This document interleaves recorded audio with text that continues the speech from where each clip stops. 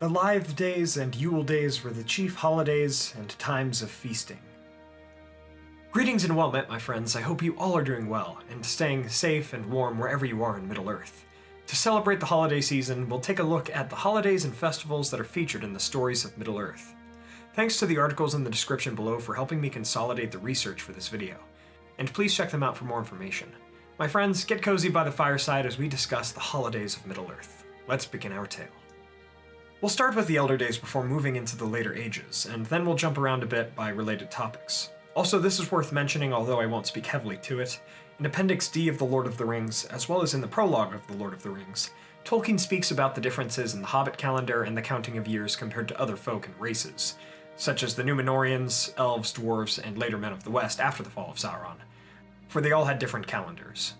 So let's begin with the Elder Days, and discuss holidays from then on through the Third Age. One of the earliest festivals we have mentioned is the feast after the wedding of the Valar Tulkas and Nessa, during the Years of the Lamps. It would be during this time, after celebrations and during the slumber of the Valar, when Melkor would retaliate against them and destroy the two lamps. While we won't mention them all, of course, weddings throughout the history of Middle-earth all followed in a similar sort of fashion, having feasts following the ceremonies.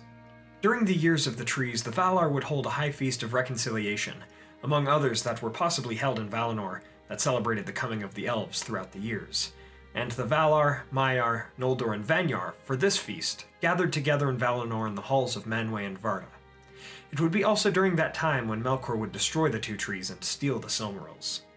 During the first stage, in the year 20, the Madath Adderthad, the Feast of Reuniting, was held by the pools of Ivren and Beleriand by the order of High King Fingolfin to unite all elves against Morgoth in the north. There would also be festivals held in Gondolin during the First Age, such as the Nost Na Lothian, the birth of flowers. It was held in early spring to celebrate the passing of winter and the ice and snow, and the coming of flowers in spring. It was celebrated with a revelry of children. Of course, there was also the Gates of Summer, which was a great feast in Gondolin to celebrate the end of spring and the first day of summer, with a solemn ceremony that began at midnight, continuing until dawn. None could speak in that time, but with the rising of the sun came the singing of ancient songs. Silver lamps and jeweled lights of color filled the city and its trees. It was, of course, during the Gates of Summer in 510 of the First Age, when Morgoth decided to attack Gondolin, leading it to its downfall. I guess Melkor or Morgoth always just loved to attack when everyone was partying. Moving on into the Second Age, the Númenóreans held religious ceremonies that worshipped Eru, before the darkness fell on Númenor, and these were called the Three Prayers. They were the Eru Kairame, the prayer to Eru, the Eru Laitale, the praise of Eru, and the Eru Hantale, the thanksgiving to Eru. These took place in spring, midsummer, and autumn.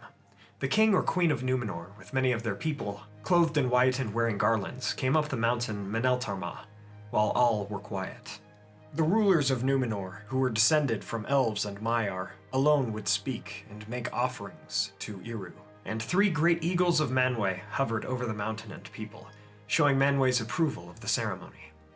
Now we come into the Third Age and the time of hobbits, who, in this Tolkien fan's opinion, best knew how to party of all the peoples of Middle-earth. For instance, during the lifetime of the Old Took, he would hold Midsummer Eve parties, and Gandalf the Grey would come to such parties and bring his fireworks for the hobbits to enjoy. Similarly, during Bilbo Baggins' birthday, which was always an excitable time of year, for hobbits actually gave away presents on their birthdays, rather than received them. Bilbo would always celebrate, with his nephew Frodo too, who shared the same birthday. On his 111th birthday in 3001 of the Third Age, Bilbo and most of the Shire had a large party, and Gandalf lit up the sky with fireworks, like he always did for Bilbo's grandfather, the Old Took. Going back to Midsummer for a moment, it's important that many celebrations throughout the history of Middle-earth took place then, as Aragorn and Arwen even had their wedding ceremony on that day in 3019 of the Third Age. That was a great day in Minas Tirith, and based on all the attendees, I would like to think that this was the greatest wedding ceremony in the history of Middle-earth, with Faramir and Éowyn's wedding being a close second.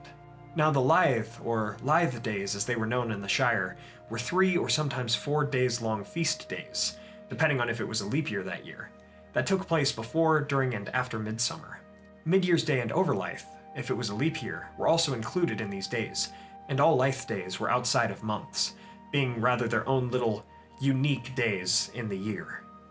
The Hobbits' free fair was also held during that celebration in the White Downs near Mickledelving. It was named free as any hobbit could set up a stall without charge, and perhaps most importantly, that was the day that the election of the mayor of Mickledelving was held every 7 years.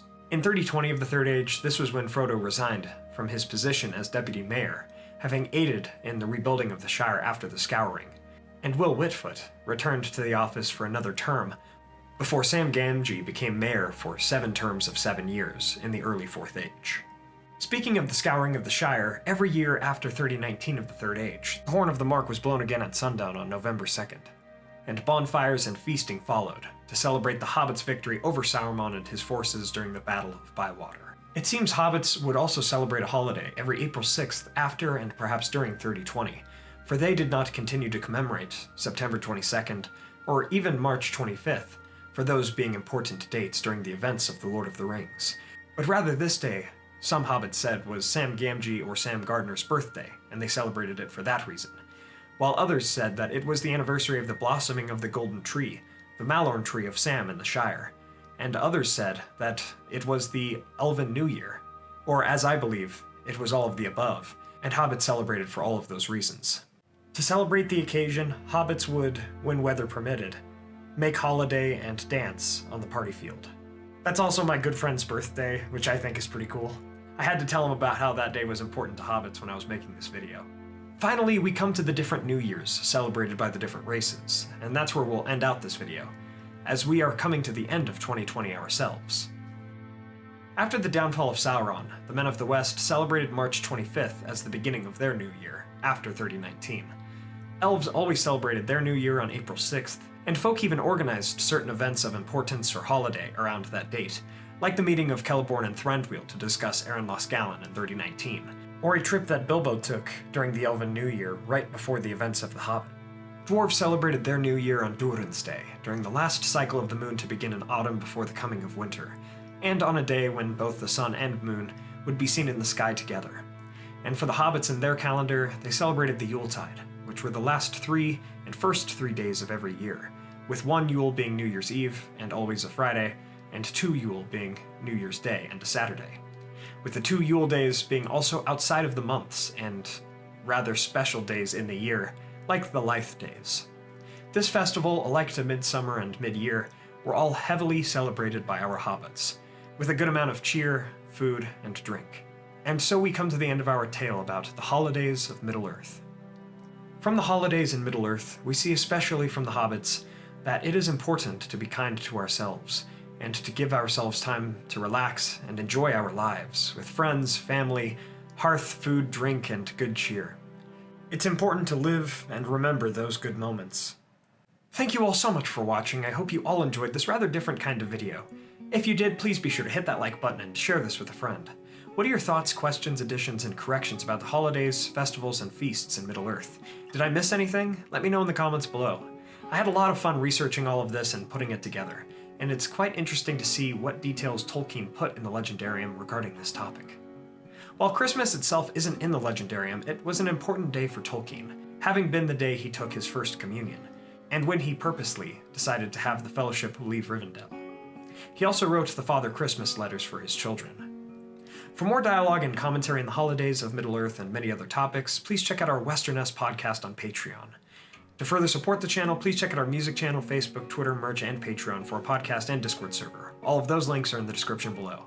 I want to shout out our Valar tier patrons: Adrian De La Torre, Chris Ortner, Peter Shepard, Samuel McBee, Jonathan Putnam, Mark Kralik, Blair Scouten, Tobias Goldner, Ryan Ramsey, Adam Rink, and our newest Valar tier patron, Merton. Thank you guys so much, it means a lot to me. Finally, don't forget to subscribe and hit that bell button to join the Men of the West and all of the Free Peoples today, and I'll see you all again next week with a video on the Darkening of Numenor as we continue our Timeline of Arda series. Everyone, happy holidays, and thank you all so much for joining me on this adventure. Until the next one, my great friends.